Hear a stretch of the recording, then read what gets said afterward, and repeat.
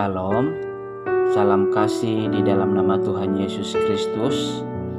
Harapan dan doa saya, dimanapun kita berada saat mendengarkan renungan audio ini, semoga kita tetap di dalam keadaan yang sehat.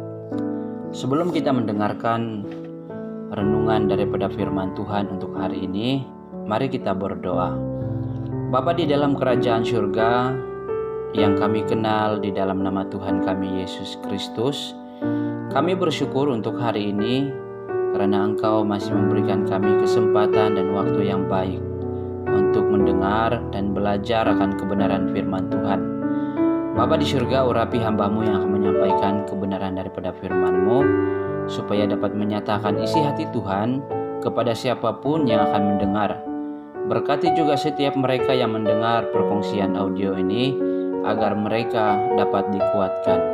Di dalam nama Yesus kami berdoa. Amin. Saudara yang dikasihi Tuhan, hari ini kita akan belajar satu firman Tuhan yang diambil daripada Maliaki pasal yang pertama ayat yang ke-6. Firman Tuhan berbunyi demikian: seorang anak menghormati bapaknya dan seorang hamba menghormati tuannya. Jika aku ini bapa, di manakah hormat yang kepadaku itu? Jika aku ini tuan, di manakah takut yang kepadaku itu?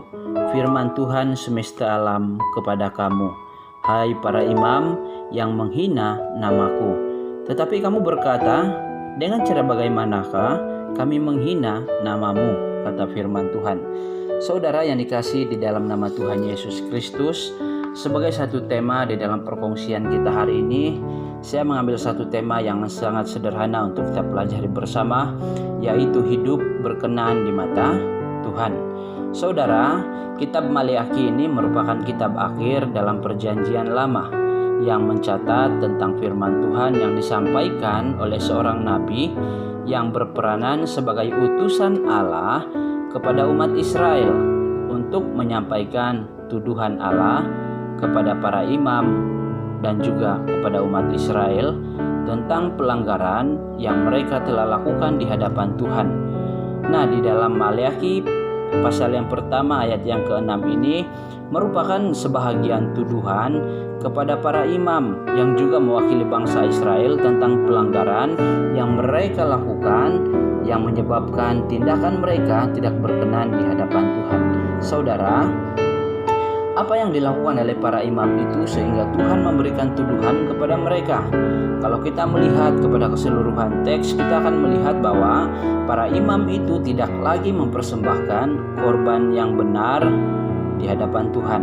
Buktinya, mereka membawa roti cemar dan binatang cela untuk dipersembahkan kepada Tuhan. Mengapa hal ini terjadi?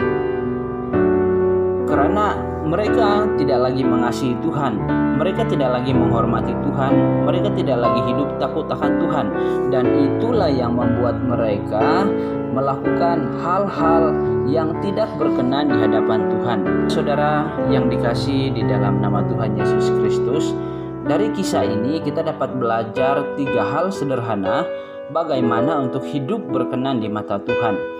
Yang pertama adalah mengasihi Tuhan dengan sungguh-sungguh tanpa ada cemar dan celah di hadapan Tuhan. Karena kita tahu bahwa Tuhan terlebih dahulu telah mengasihi kita sehingga sanggup mati bagi kita di atas kayu salib.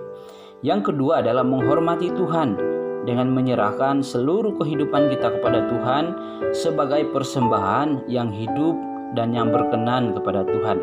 Yang ketiga adalah takut akan Tuhan, yang berarti mendengar dan melakukan apa yang dikehendaki Tuhan di dalam kehidupan kita dan menjauhi hal-hal yang cemar dan yang jahat di hadapan Tuhan. Karena dalam Amsal 8 ayat 13 mengatakan takut akan Tuhan adalah membenci kejahatan. Akhir sekali, hidup yang mengasihi Tuhan, menghormati Tuhan, dan takut akan Tuhan adalah hidup yang berkenan kepada Tuhan.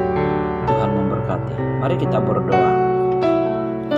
Bapa di dalam kerajaan surga, kami bersyukur untuk hari ini karena Engkau sekali lagi memperdengarkan isi hati-Mu kepada kami lewat perkongsian yang telah kami dengar dan pelajari bersama.